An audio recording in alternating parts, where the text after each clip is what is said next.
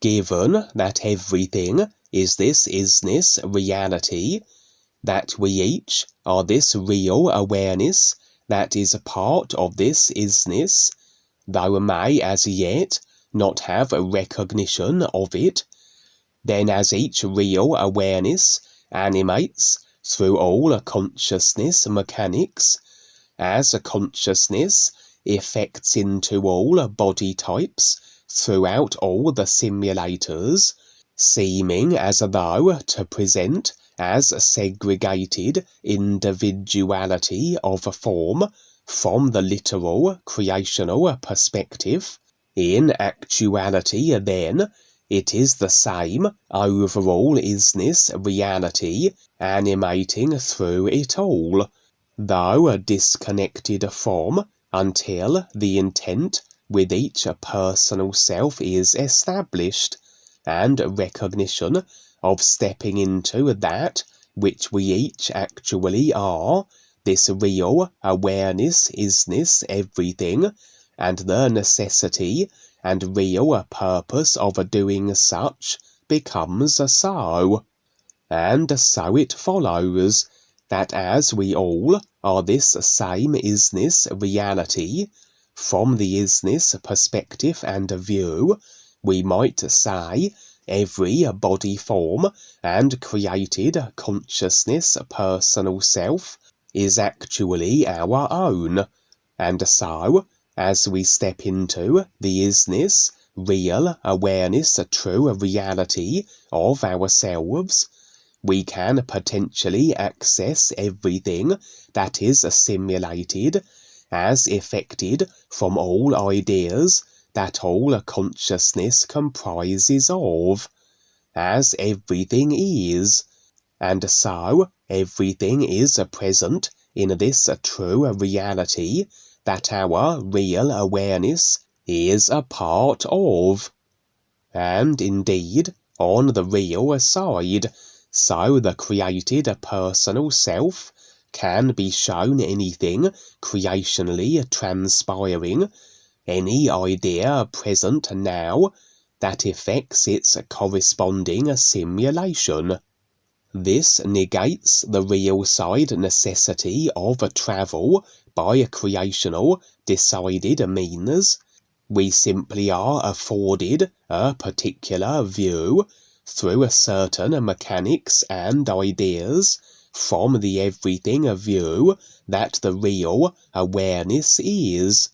And were we to be operating strictly from a personal self-position, as we perhaps access the multi-dimensional life levels and positions as effected from consciousness, we are limited to the mechanical means of travel as decided within them, and limited by the restrictions we have imposed upon ourselves through our consciousness construction.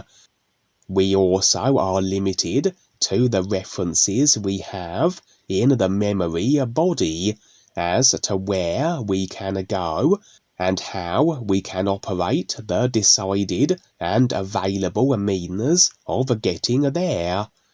For the real awareness has full access to everything, and the personal self then is taken to and shown that which makes the most sense for it to see, with what's taking place in creation, etc. The personal self can simply be shown these creational occurrences, but very often so are certain created transportational means utilized, as these add to the adventure and assist recollection on awaking. For this real side experience would begin in the company of what impressions revealed was a real guide. The guide was indeed revealing a created mechanism of transportation that, even though was rather sophisticated from, say, a human's perspective, was in fact rather ancient and archaic, a little dysfunctional in fact, that although many species were aware of it and had utilized it in times past, it tended to remain generally unused. Visually, it was a vast mechanical construction, a series of chambers one would enter, requiring knowledge as to its application. For each part of it, each chamber one would enter would move in a certain sequence within the overall complex, reminding me a little of a Rubik's Cube, and as though transition dimensionally to where each chamber was programmed to deliver the individual to. As I said, essential then that one had knowledge as to this overall transportation means and which chamber to enter, as there appeared no signs, markings, or indication of the destination each chamber would afford. In fact, there seemed to be no visual technology, just the vast array of endless chambers. As in actuality, anything can be constructed in creation and for any purpose. It's just a case of deciding it, installing it as a consciousness program, effected will be what is desired, and putting it together just a matter of managing what has additionally been consciousness decided as to how such and such needs to be built, etc. As I said, the technology was archaic.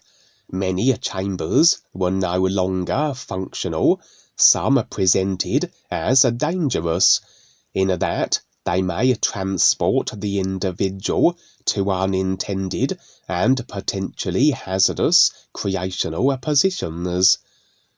But following the guide's lead, so we would enter a specific chamber, and as it moved and rumbled through the overall complex, passing through various dimensional positions, it would terminate in a version of the planet Earth, though an uninspiring, apocalyptic scene. All ideas that are as agreements in the overall human collective consciousness are all potential physical level experiences. It just depends which takes precedence, which has commanded the most focus and attention, as to which idea jostles to the forefront and is set to become physical level manifest. In actuality, the overall human consciousness is leaning more toward positive, beneficial overall experience, involving vast numbers of stepping up aliens who will be interjecting themselves into human affairs, as I have recently shared. Be that as it may, all ideas still will be present, regardless of if they no longer are at the forefront of the agreement queue, so to speak, and this vast mechanical complex not only could then transport an individual throughout multi-dimensional creation, but also could access all simulation as effected from any idea present in any consciousness. From a personal perspective, it could then be considered a time machine also, delivering one to events past or future, all as ideas that are consciousness installed and present now. Simulation that is yet to be is simply that which hasn't displaced current agreement. Simulation past is that which has been displaced with alternative current agreement. all very interesting, and I'm sure I was being shown this for a reason, perhaps just as another example of a creational phenomena, but to reiterate how in actuality any idea can be experienced, regardless of it construed as being past or future, that this can be done through the real awareness, or indeed through more hazardous technology, and revealing the potentiality of apocalyptic situations, that if the idea is present always, it may possibly become simulated physical level reality, as agreements can change and rearrange themselves in order of prominence. The scene would switch, and I would find myself in a place that was very familiar to the personal self, though a place forgotten until that moment. It was a kind of a vast building complex of what I may describe as utter madness. In other words, it didn't make sense to my personal self, to the references it had to personally draw upon, by which to determine what was transpiring. The building, the only determinable, recognizable feature, comprised of what I can best describe as traps and obstacles, of such a bizarre nature as to be beyond description, as I said. Additionally, would the building be teeming with the most curiously distorted body forms I had ever seen on the real side, defying description also.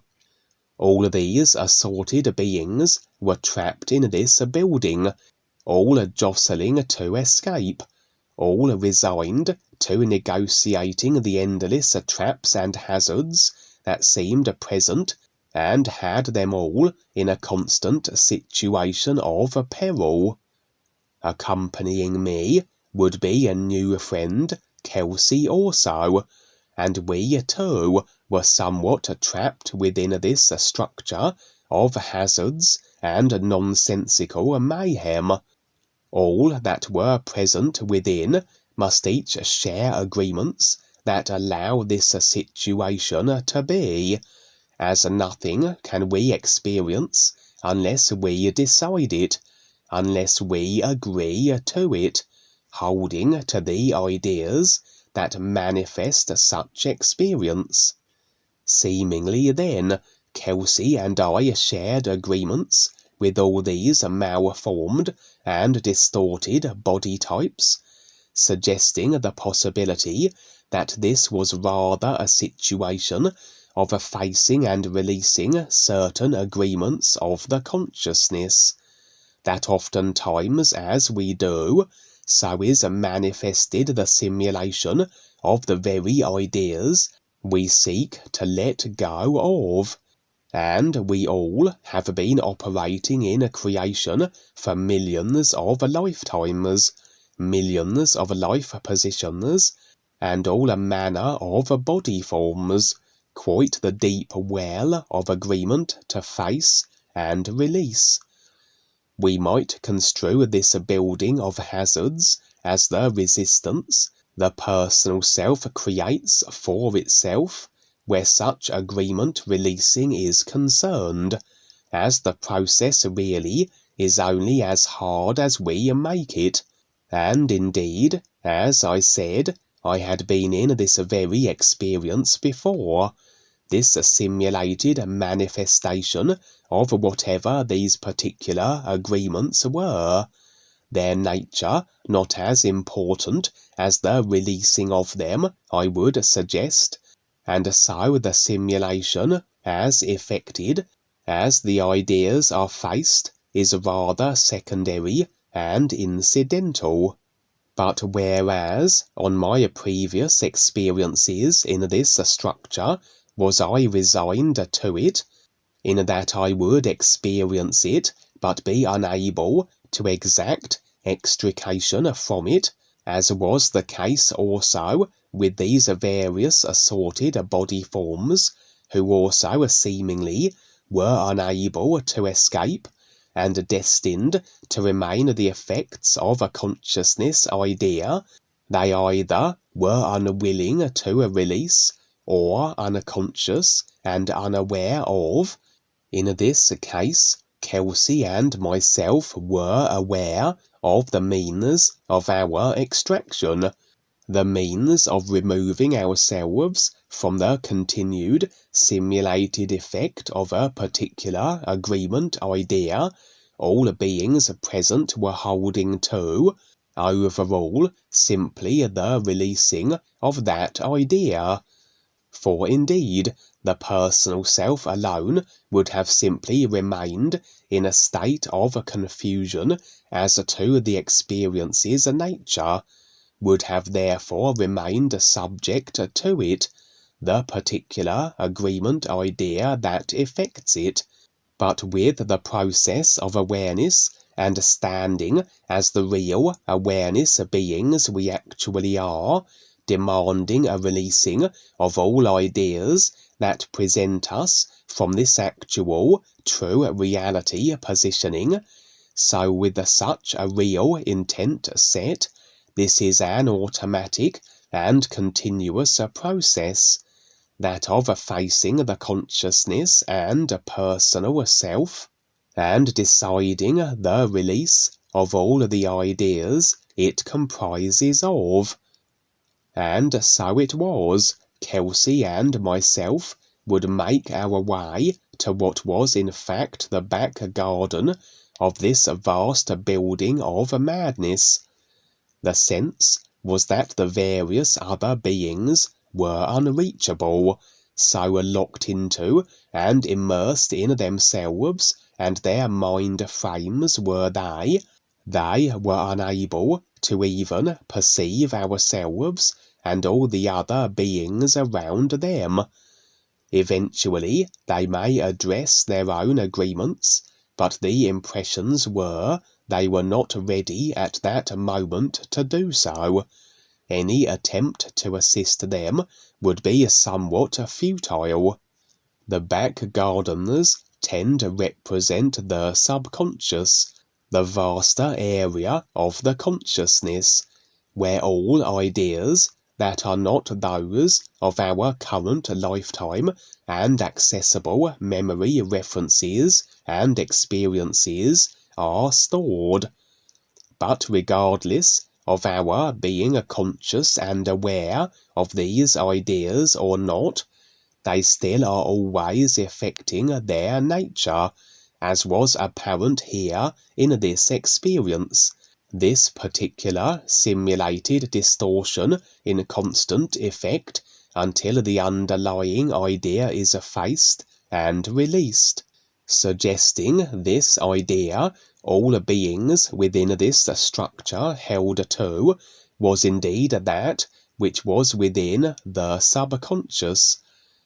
On the real side, if certain idea agreements are shared between individuals, this presents as a kind of collective, or what has been referenced as a soul group, and oftentimes soul groups which hold to certain agreements which bind them together can be found operating within large buildings which represent the consciousness, in such cases a mini collective consciousness.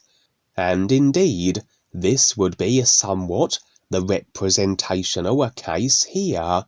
The particular idea these various beings, Kelsey and I, shared, presented as that which bound us all together, had us all within this particular building, and the back garden then represented the collective subconscious of all involved, made so through this particular subconscious idea held to, which had us as the collective effect of the idea's nature. Kelsey and I would go about what appeared visually to be a series of steps required for extraction from the building of a madness. It involved a complexity of what I would term simulation manipulating activities, where the back garden's design was rearranged in such a way that presented now was a passage that led to safety. However it visually appeared, my impressions were it was a literal rearranging of the subconscious that the back garden represented, a releasing of the idea agreement we were to face, and that this was achieved successfully was indicated by the back garden being altered and then a means of departure made available. No longer were we then subject to the unconscious effects of this particular idea, and Kelsey and I vacated the building through the back garden and beyond. The process of awareness would continue, as it is ongoing and endless. This particular idea now released, perhaps having been nested who knows how many lifetimes ago, and although, from the personal perspective, we may not be able to see the impact these ideas potentially pose as, what we are projecting ourselves into through all the ideas of the consciousness we hold to, judging by how this particular idea expressed itself as a house of tortures, traps and mayhem, one can only imagine how this might manifest itself as a part of a physical future lifetime were it not released. The consciousness overall, now so very convoluted and distorted with millions of lifetimes of idea agreements, so physical lifetimes experienced as simulators near their end, must become increasingly unsavory and unenviable. Lifetimes can only become worse, as a consciousness unaddressed and clung to in its convoluted entirety can only become more compacted with idea distortion. That was that. Okay, you're taking one at a time here. You're taking the people along and scaring them, Kevin. This is a good thing. So this is what wakes us up, all this agitation. So this is great. Thank you so much for sharing. Yes, the great witness. Thank you, Kevin.